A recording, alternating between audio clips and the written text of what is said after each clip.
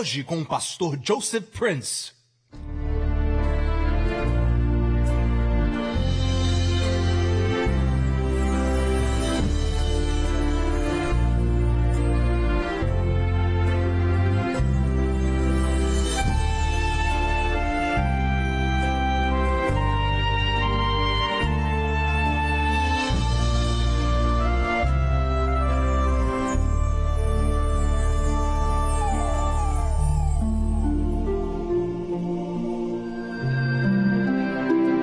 À minha retaguarda existe uma torre dos tempos bíblicos, é assim que eram.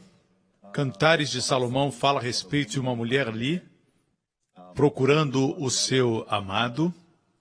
Mas eu quero ler algo que talvez muitos crentes não entendem. Todos sabemos que a frase "o justo viverá da fé" está em Romanos. O justo viverá da fé aparece em Gálatas. Mas esta frase é uma citação de Abacuque no Antigo Testamento. Mas antes do versículo "o justo viverá da fé", vamos ver o que diz Abacuque. Livro de Abacuque, capítulo 2. Verso 4 do capítulo 2 diz: "Eis que a sua alma está orgulhosa, não é reta nele, mas o justo pela fé viverá." Esse versículo caracteriza o novo concerto e foi repetido por Paulo aos Romanos e também em Gálatas. Vamos ver o contexto. É muito interessante o contexto. Foi interessante ver, quando estudava isso, qual o contexto do versículo "justo viverá pela fé". No versículo 1 do capítulo 2, antes de chegarmos ao versículo 4, verso 1 diz: "Sobre a minha guarda estarei." Sobre a minha guarda estarei, diz Abacuque. Nós também temos que vigiar. Por quê? "E sobre a fortaleza me apresentarei e vigiarei para ver o que falará de mim."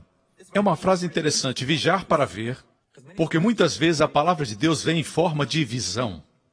Vigiarei para ver o que ele falará de mim. Às vezes, Deus fala pela visão interior. A primeira forma como Deus fala é através da palavra, mas às vezes temos uma visão interior.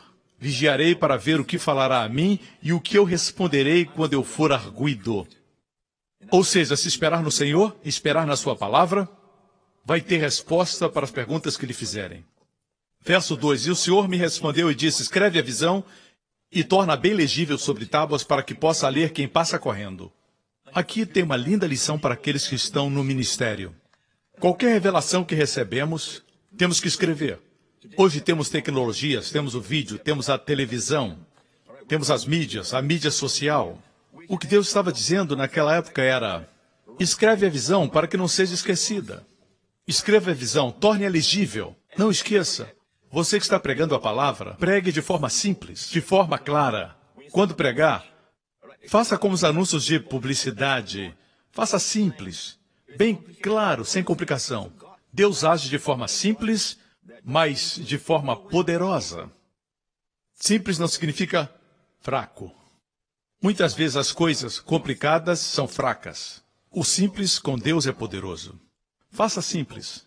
Torna bem legível sobre as tábuas para que a possa ler quem passa correndo. Então somente caminhe, corra. Paulo diz, escrevendo aos Gálatas, andai em espírito, mas o que ele disse antes para os Gálatas? Vocês corriam bem. Corriam bem. Quem impediu vocês? Quem trouxe o legalismo? Quem trouxe a lei? Ele disse, a seguir ordenou que andassem em espírito. Mas o ideal é correr. Amém. Correr quer dizer cumprir a sua missão. Quando alguém lê a visão de Deus, deve correr. Versículo 3, porque a visão é ainda para o tempo determinado, mas se apressa para o fim, e não enganará. Se tardar, se demorar, espera-o, porque certamente virá e não tardará. Quando Deus lhe dá uma palavra, você escuta o sermão, lê a palavra de Deus, e parece que Deus deu uma promessa, e parece que não vai acontecer. Passa uma semana, passa um mês, mas a promessa de Deus, mesmo se tardar, se demorar, espera, porque ela se cumprirá e não tardará. O versículo seguinte diz, eis que a sua alma está orgulhosa, não é reta nele, mas o justo pela sua fé viverá. Assim, esperar pela manifestação é fé, porque o contexto aqui está muito claro. Fala de esperar e de confiar que a palavra de Deus, que prometeu, se cumprirá. Amém? Somente uma palavra antes de concluir. No versículo 4, antes de dizer que o justo viverá pela fé, a primeira parte diz: eis que a sua alma está orgulhosa, não é reta nele. Mas o justo viverá pela fé. Você vê o contraste? Uma pessoa orgulhosa comparado com uma pessoa que vive pela fé. Se você é orgulhoso, não pode viver pela fé. Você lembra que Jesus disse para o centurião que ele tinha tamanha fé que não tinha sido vista em Israel. O que disse o centurião? Senhor, eu não sou digno que entres em minha casa. Fala uma palavra. Ele tinha uma combinação de humildade e fé. Quanto mais você é humilde, mais a fé vai operar. Quando você é orgulhoso, a fé não opera porque você confia em você mesmo. Confia na sua performance, na sua própria força. Para que fé? Eu vejo, por exemplo, a mulher cananeia. Quando o Senhor não a respondeu, ela queria a libertação da sua filha de um demônio. Ela era humilde. Quando o Senhor disse, eu fui enviado para a casa de Israel, ela estava fingindo ser israelita. Ela disse, Jesus, filho de Davi. Essa expressão só era usada pelos judeus. Ela fingia ser judia. E o Senhor não a respondeu. Mas ela persistiu. E Jesus disse, mas não é justo tirar o pão dos filhos e dar para os cachorrinhos. Essa é a palavra no grego, cachorrinhos. Aí ela assumiu o seu lugar humilde.